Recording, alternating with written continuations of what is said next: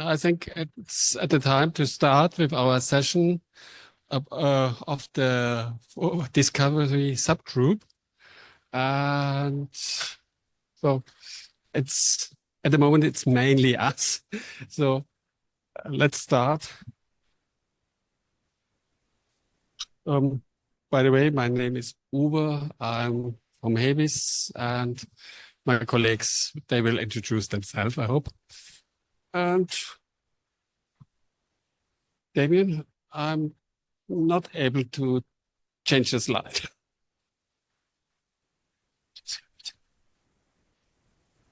Try it. Okay. No.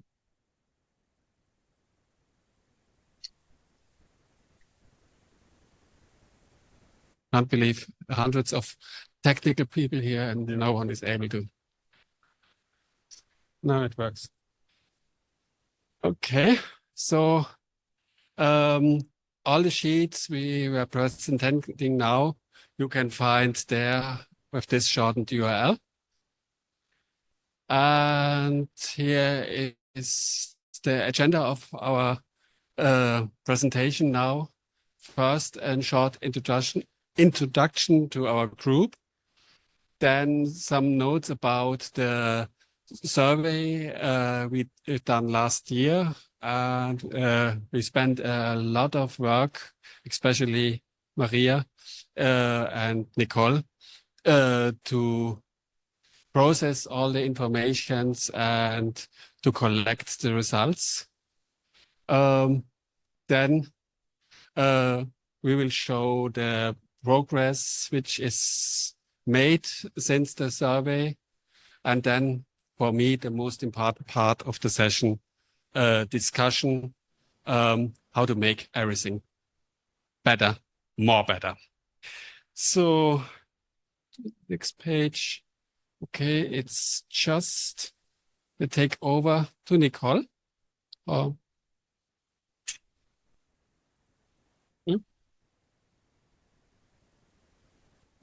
Sure. So just a quick overview of the Discovery Integration subgroup, who we are. So we were created as a 3-month temporary subgroup originally, but we have continued to meet on a regular basis since that creation. So we're no longer temporary. Please come join anyone who is interested. We believe FOLIO data should be displayed and understood by our end users, regardless of which user-facing front end that library is using. We are concerned that some of those user-facing issues sometimes fall through the cracks during the FOLIO conversations. And so the real reason we are continuing to meet is to discuss the top issues identified by our survey with the goal of encouraging the faster and actionable change.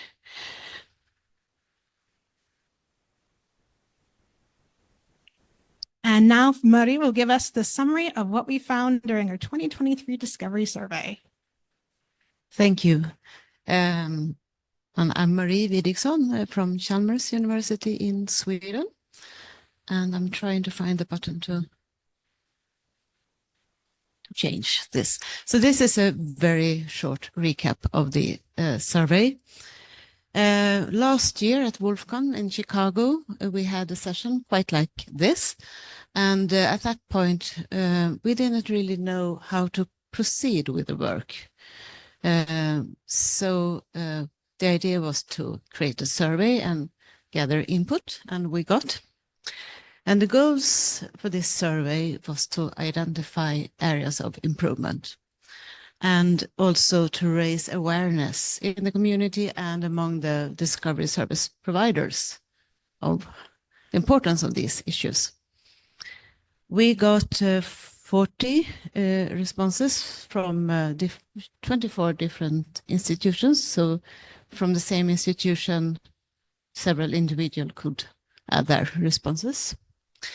And the systems used were EDS, mainly at that time, classic EDS, Locate, VuFind, Blacklight, and also some other homegrown variants, and lots of combinations of those systems.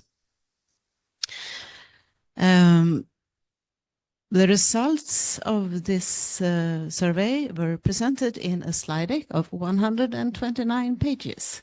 And we're not going to show that now, but you can find it through this link.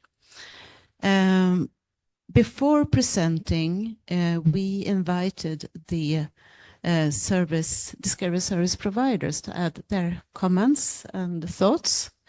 Well, mainly VuFind and EBSCO. So the idea was to have a very transparent process and to learn together and to make things better.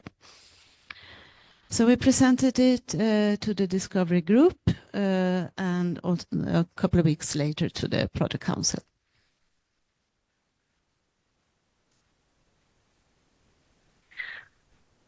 So although it was mainly a free text survey, we had some questions with a grade of 1 to 4. And it was regarding how is your overall satisfaction with patron empowerment and in the discovery. So the red is not satisfied and the blue is satisfied. And for managing loans and holds, it was, well, like that, about 50-50.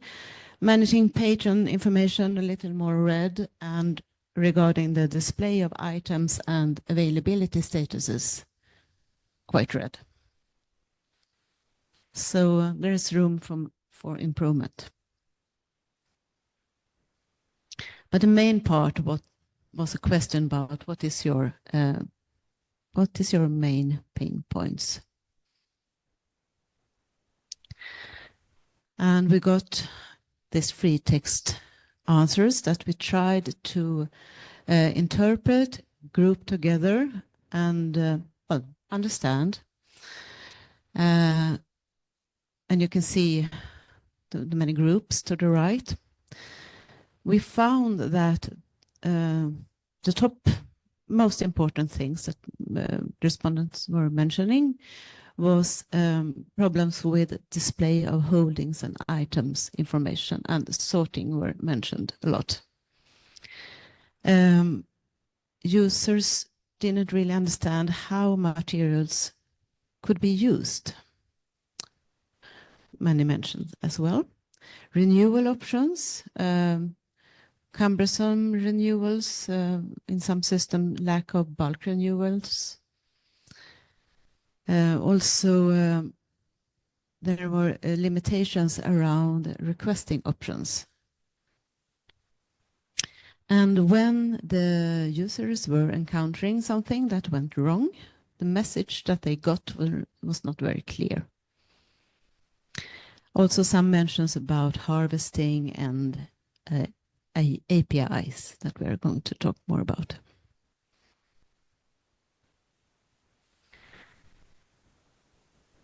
In these 129 slides, they were presenting a little bit like that. We had a screenshot, we tried to interpret what the respondents meant and added some quotes. And on the next page then, the service provider could add their comments to that. So that was October 2023, and it's been a year. And I'm going now to hand over to Tammy Orgood-Wolf to tell me about EBSCO development since.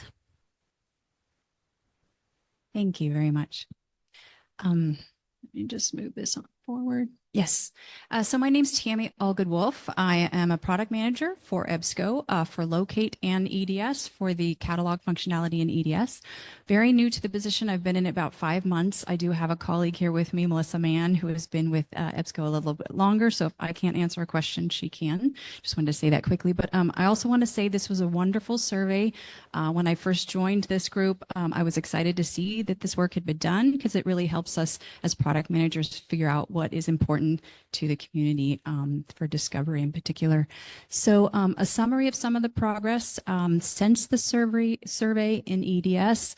There's a lot of bullet points here displaying a volume information appended to the call number for either enumeration plus chronology or volume, displaying the holding statement in that availability table, ability to set default pickup locations instead of defaulting to that first location, ability to show hide place hold button based on folio item location, displaying fees in the currency selected in the folio tenant settings, display overdue icons in the holds and checkout dashboard, and error messages, quite a bit of improvements to the error messages.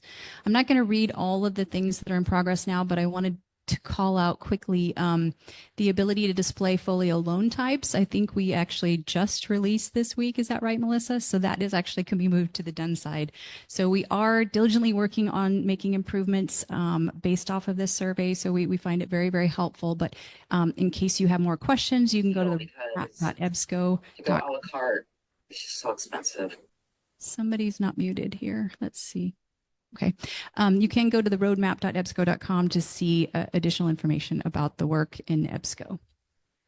Locate, which is another product in terms of the OPAC functionality for Folio. You can see that we have a major release coming up in December. It's been a little while since we've done a major release in Locate, but we do have one of those coming up in December. It will be completed the first week of December, but we'll start rolling out to customers in November. It will show some significant improvements in terms of that item availability table, selecting the location, some of the things I mentioned in EDS, exposing due dates, additional information on the request modal, customized item availability table status mapping, and a couple of bug fixes as well.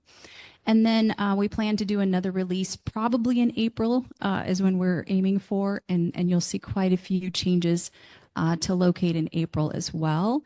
So those are listed here on that. We don't currently have a roadmap for Locate listed on that EBSCO roadmap, but that is our plan to get the Locate roadmap up on that EBSCO roadmap site that I had on that previous slide as well. So take a look at that coming soon. And I think I just had a couple screenshots in case you're interested in seeing some of these live as improvements, and one for Locate as well. So I am here if you have any questions afterwards. Both Melissa and I are here to answer any questions. And now I will move it to, I think, Damien, right? Thank you. So I'm Damien Katz, representing the VuFind project here. And I think I'm also going to be representing Blacklight today because our Blacklight slide contributor is not in the room. But we'll start with VuFind. So we've done quite a bit of folio work since the survey, though not all of it is directly addressing issues from the survey. So, you know, our release 9.1 added support for the new refresh token rotation authentication mechanism that's going to become important to anyone using Folio. We improved the way holding statements are displayed. We added the ability to ignore suppressed records from our course reserve system. We improved our proxy relationship displays. This added the bound width display support and fixed some bugs.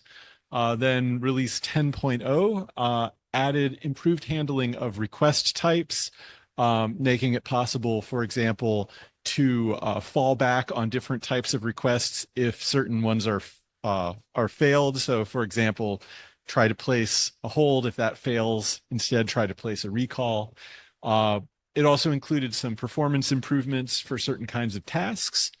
And then we've got other changes on the way. Release 10.1, which is coming in November, adds automatic renewal of tokens and a bunch of settings for certain behaviors that I think aren't really natively possible, but which VuFind can make possible, such as, for example, restricting what pickup locations are allowed based on where items are located, or disabling requests on items that are checked out by patrons from particular groups, for example, to prevent recalls of ILL books.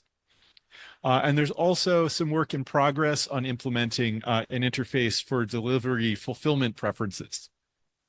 I have a talk tomorrow on Folio VuFind integration where I'll go into greater depth on all these things. So if you're really interested, please come. And if you're not, I understand. And so just here's an example of a bound with display in VuFind showing, a book with all of the other items that are bound with that book. And then moving on to Blacklight, we got some notes from Stanford on their Blacklight implementation. And by the nature of Blacklight, it tends to be more individualized by institutions. There's not like a standard Blacklight FOLIO implementation, but everyone builds their own. So these improvements reflect what Stanford has done, but they are, of course, happy to share their code, and it's out there. So they've made more complete use of circulation rules, locations, and so forth to display request links in the appropriate contexts. They've made better use of information about the user item and circulation statuses to display helpful messages. And they've made the workflow for placing requests more straightforward. They've also made the overall catalog interface a little bit cleaner. And also they have an advanced view with item details for staff to see. And there are some pictures of that. And now it's time to talk about Jira.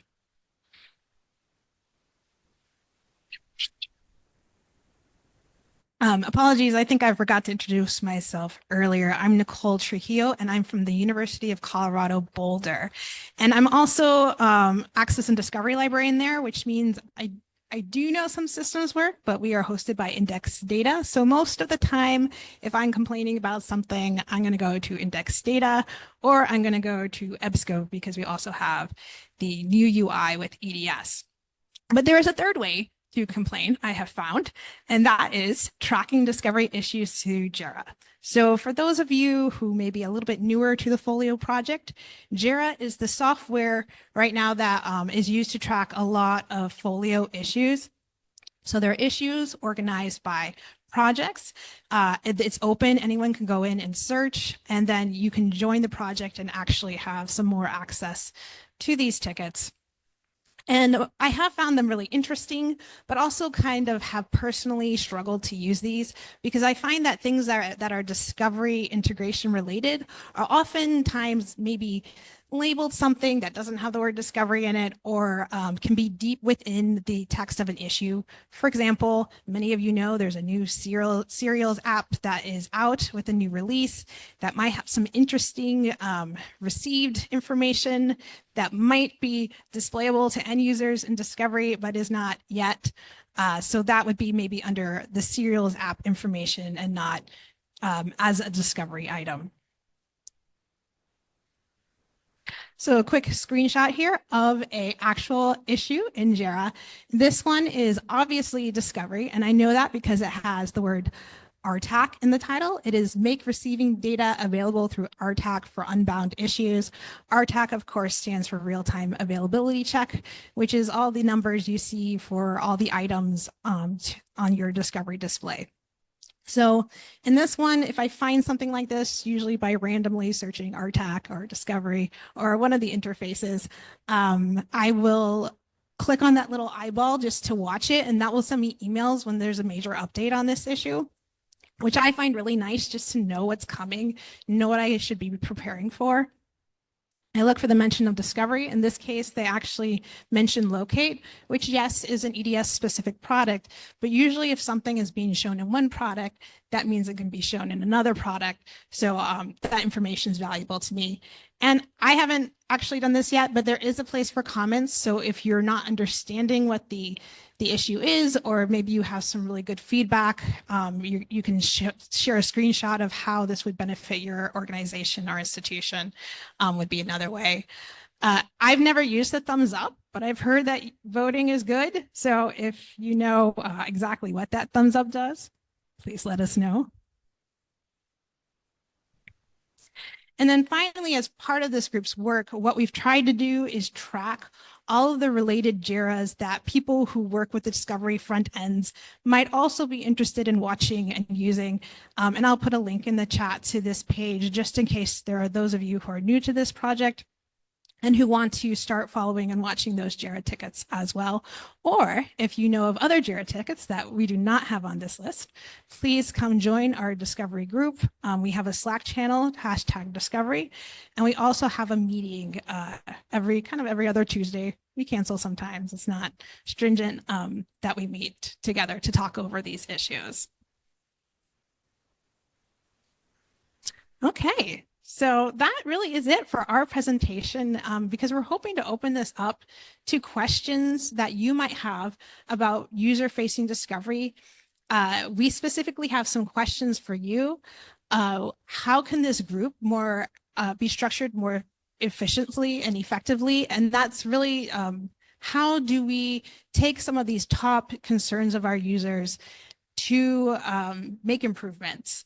Like, what meetings should we be attending? Are there other folio groups that talk about discovery related issues that would really like to see us be more involved in their group work?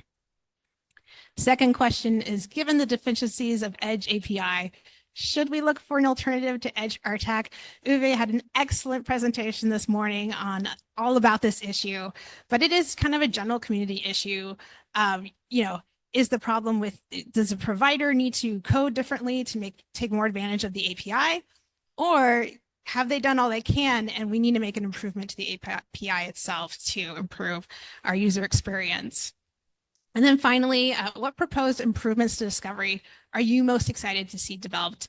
And are there any the survey missed? So if you've been looking at the survey, following these conversations, and you're like, this is something we're missing in this product and we really need it because my patrons are really calling out for it, we would love to know that information.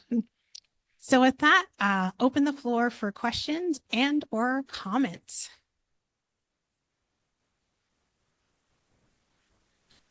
Mm-hmm.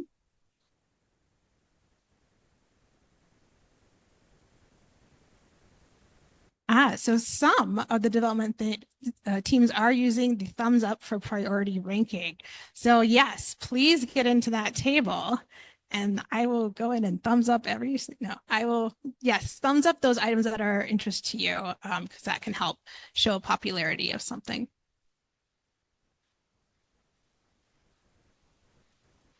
And I do realize this is the last presentation and you're all jet lagged. So yes.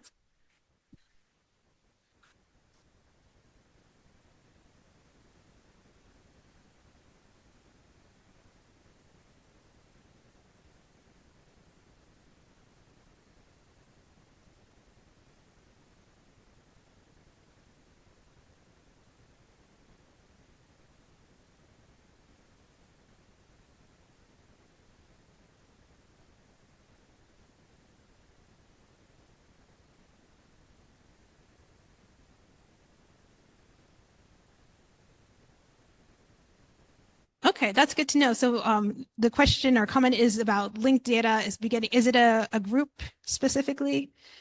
Okay. And you have a Slack channel, #linked data. Oh, okay. Okay, so yeah, search for metadata management SIG and linked data, and you're starting to talk about discovery, user-facing discovery systems and their use of linked. Okay.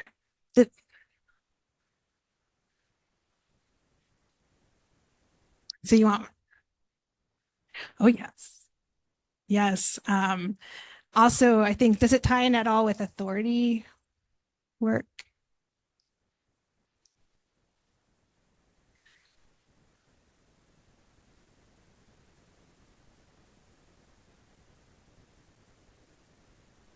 Because that's always a question for discovery, right? Like, if we use authority control, can we use it in discovery? In what ways can we use authority control?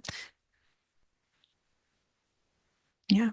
Yeah, there are a number of VuFind features I know that utilize authority control, like for authors and searching and to improve people's search.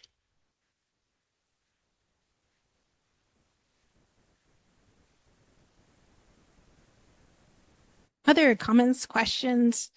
I mean, show of hands, like, are people here currently on some sort of folio front-end discovery system? Okay. Oh, who's on VuFind? Who's on EDS? Okay, so we got a fair number of VuFind EDS. Who's on other? We got 2, 3 others. Is this Stanford or Cornell? Blacklight, okay. Yeah, Texas A&M actually wrote an interesting paper about talking about like how hypothetically Folio can be used really with any discovery front end since it is open source. But in reality, that does take work for any discovery provider to make happen. So yeah, it'll be interesting to see how that discovery arena grows in the future.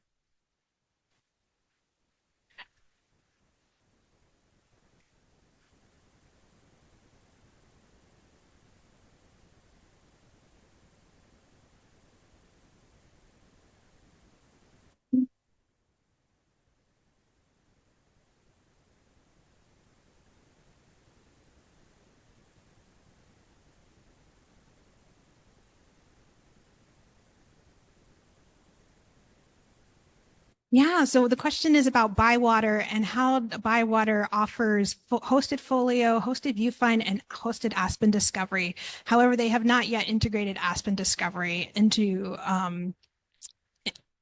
Folio, and do they have plans for in the future? So I've not heard anything from Bywater about that. I would hope so. It's my understanding is Aspen Discovery is kind of VuFind tangentially. They were once cousins, and now it's kind of like the project reshare versus RS open situation. Like they shared a common code base at one point, and then Aspen Discovery kind of went its own way, which is interesting in and of itself. Damien, do you want to say any more? Or? The common roots between VuFind and Aspen are ancient. Essentially, when VuFind went to version 2.0 in 2011-ish, a couple different projects stayed on the prehistoric VuFind 1 code and have somehow kept it running all this time, which I don't even know how that's possible. But yes, there's definitely common DNA there. But I think they are so far distant, there's probably very little common code anymore, but I'm sure there are common concepts and some common design patterns. So I would think that it might be possible to steal the VuFind Folio driver and get it to work in Aspen, but I don't know what Aspen is using at this point. So I'm sure it would be non-trivial, but it would probably be better than starting from scratch. Thank you. Any other comments or questions on Discovery? Yeah.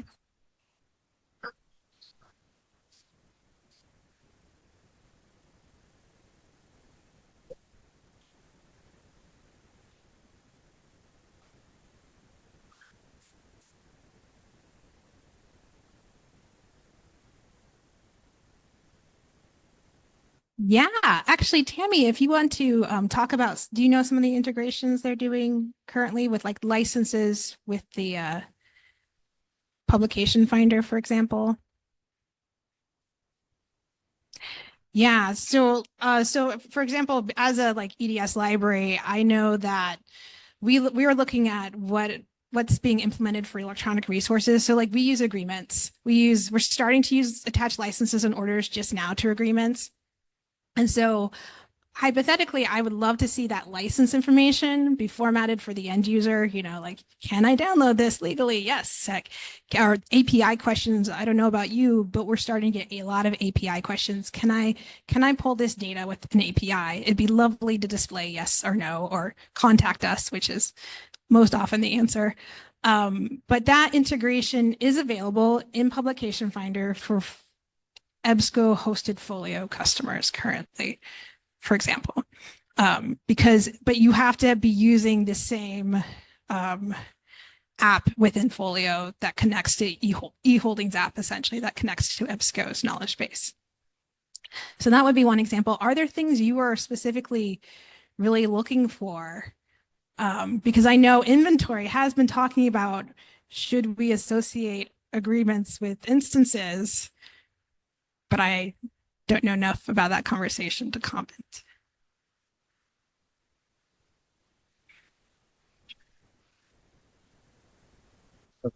couple more questions from the chat. First is, are you planning to repeat the survey this coming year? Absolutely not. No, we could, I think the survey was a lot of work. So we did talk about how often do we want to run a survey like this. And I think the general agreement among the group was once every maybe 3 years might be a good timeline. However, saying that, it really depends on, is there a big question that needs to be answered and answered soon, which would mean we maybe do the survey earlier. And what would we hope to find from that survey? So like if there's something big coming out that's going to be user facing, maybe we do the survey earlier. Or if you want to do your own survey and share it with the community, you're certainly welcome to do so. Another one, which I don't know if anyone up here can answer, but maybe somebody, is there a doctor in the room? No. EDS relies on SAML communication between external services and itself. Is FOLIO going to be developed to be a SAML provider? Does anyone know?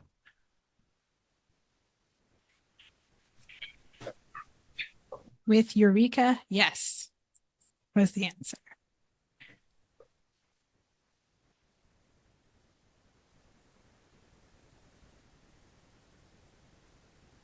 Yes.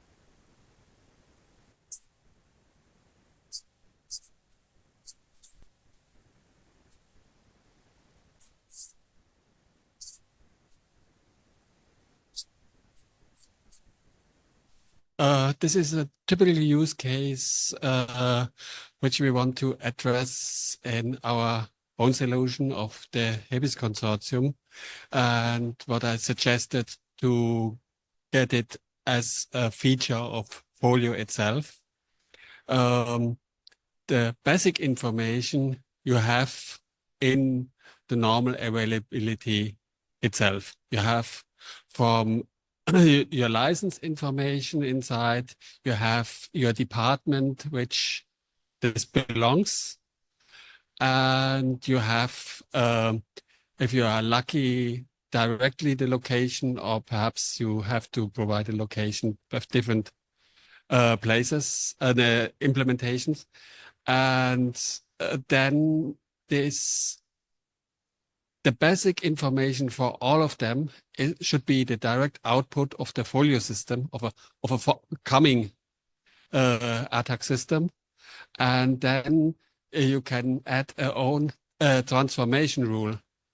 If this is this location, or is it's related to this department, then present other informations or different informations to the graphical front end like VuFind, and so it can't directly shown. But in one case, it's an unsolvable problem.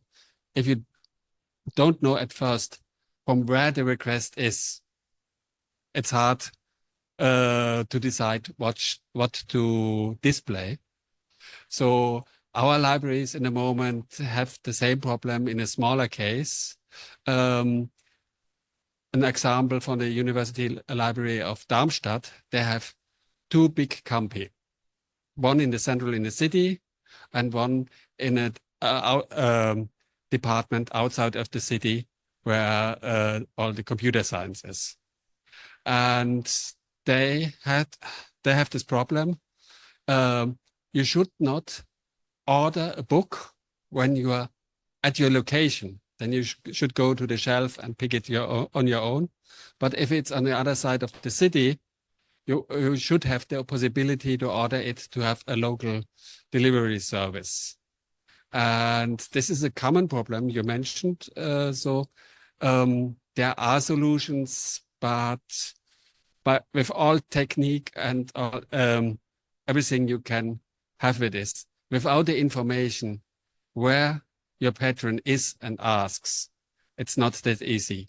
Perhaps you can make a list. If you are from this station, this is your information. If you are from this station, this is the information. If you have the information in advance where the patron is, then it is possible, or should be possible in the moment you have your own add-on, your own client to adapt this. Thank you. So we have a comment from the chat. It feels like the survey resulted in development action from the vendors, so seemed valuable, and a few people have plussed that up. And then we have the question, has the volume, issue, number, chronology, sorting issue been resolved in FOLIO? And to my knowledge, that's still challenging in FOLIO natively. VuFind, we have some workarounds that can help with that, but I wouldn't call the problem fully solved. I don't know if anyone has any updates beyond that, but if you're a VuFind user, I can talk to you about VuFind things. Yes, ask about options. And Tammy, do you want to give the EBSCO update on that particular problem? We are working diligently on fixing that because we also have some issues with the way it's coming out of FOLIO right now. But we thought we had a solution as of last week. We have to go back a little bit, but I think we are definitely going to be able to make some serious progress on that for the spring release of Locate. That's what we're aiming for, and we have that in our timeline. So yes, hopefully we'll solve that, and we may have to use the data coming out of FOLIO a little bit differently, look at maybe effective shelf location or something, but that is an issue that we definitely want to solve in terms of sorting by issue and volume number. It's critical. Thank you. They keep coming. Thank you, everyone. So this one is FOLIO is an ERM and inventory, but it seems only inventory has been looked at for discovery, but not the ERM side for e-resources. Is anyone looking into this rather than relying on data from the knowledge base vendor for this data? And for my part, I haven't heard from anyone who's using the native FOLIO ERM, which is why in VuFind space, it hasn't really crossed my own radar. But certainly if somebody is using native ERM instead of sort of outsourcing to a vendor, I'd be interested to talk to you about that. Yeah, that's great that there's so many comments about how do we better deal with e-resources in FOLIO in a user-facing way? Because yes, this is a big question. It might not be a solution for everyone, but our libraries do not use the inventory or the ARM database really for full cataloging. During the ARM process, there will be created a full item record in our central database where we are doing our common cataloging. And then with an update process, this full record of printed resources and e-resources is updated into the search index of VuFind. And there you can have a sophisticated display of the items, even the ones bought via the ERM process. Yeah, and I will just add, I think this is an area where a lot of conversation would be helpful to be like, what features do you want to see? Like, what do your users want to see?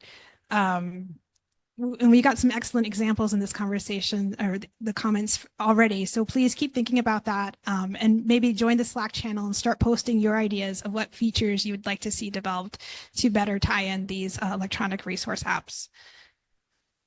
And I see that we have a hand raised online. Masood Al-Sharif, would you like to ask your question directly? Yes, thank you. Thank you so much. I thought it's worth mentioning that today there was a great session actually about the Edge RTAC 2. And I thought that's something as we talking about discoveries, getting, integrated with Folio. I see there are a lot of potentials. If it's not going to be a game changer actually for bringing in all kind of discoveries and technologies to interface with Folio by expanding actually the Edge RTAC so that all details you need to know about the user or about the items, they will be available to you in a JSON format that you can pick it up with your API. I thought maybe they call it the HIBIS. It's a highly configurable alternative to Edge RTAC. I thought I want to bring this attention if somebody didn't see it yet, and I really like to hear your thoughts about the potential of such a rewrite of the Edge RTAC in this fashion. Thank you.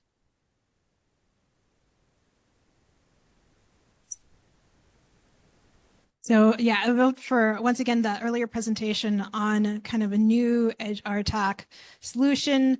Definitely recommend you see if you haven't seen it. And that would be something we'd have to advocate for within the community. So yes, please watch and advocate for those improvements as well.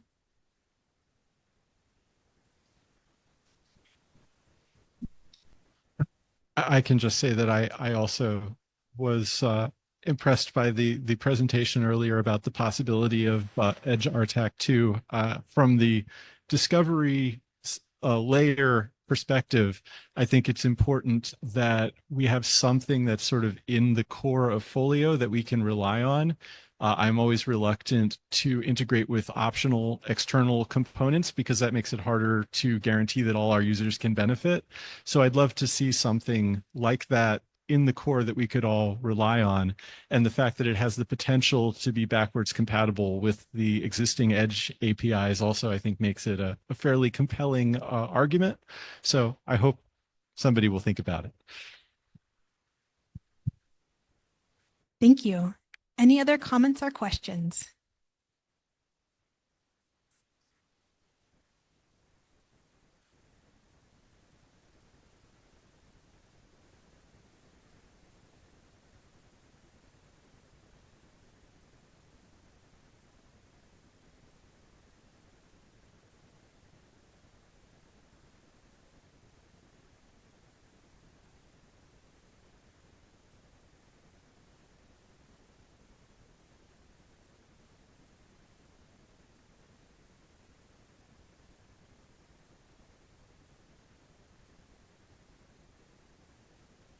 Yeah, so the comment is, oh, go ahead. Yeah, so the comment was asking about the survey and specifically SSO and or institutions or organizations that have an SSO as well as a guest login functionality. I know personally we use VuFind and we do use SSO and guest. I also know we do not yet have EDS patron empowerment, and I am also curious about how that might work in an EDS environment.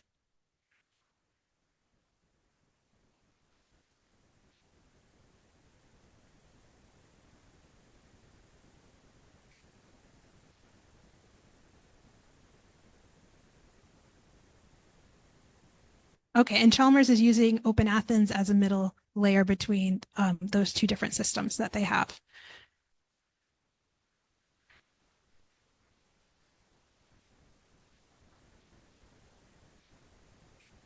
Yes, and Open Athens would be an extra cost. Yeah. Yeah, Tammy, did you have anything about? Oh, okay.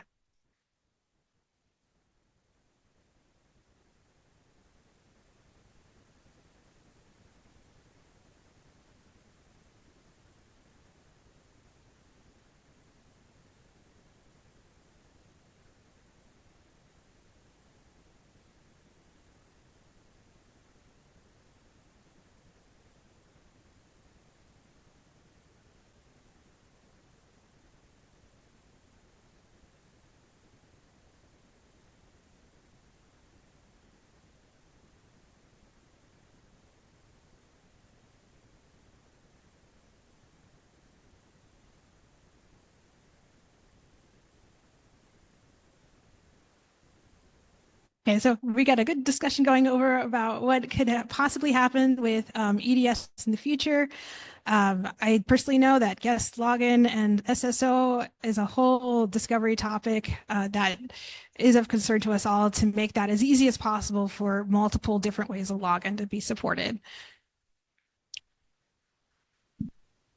So I just have some follow-up to the question about e-holdings from earlier, which says we feed in MARC records for title level e-resource records into our VuFind along with inventory. And since that data is in e-holdings, I imagine a future where VuFind gets all the data from inventory and e-holdings, and we don't have that external MARC load. And I would be happy to discuss that further. Yes, please do. Because my institution right now, we double load. We turn on the ebook in the knowledge base as well as load the MARC from the most appropriate MARC provider. And maybe our biggest issue is the quality of MARC and making sure we can get the best quality for our users. So if you think of solutions to quality MARC, let me know. Any other comments or questions?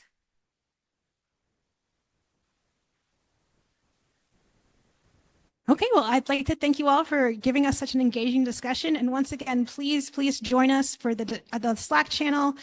The discovery meetings are open to all, and we encourage you all to join.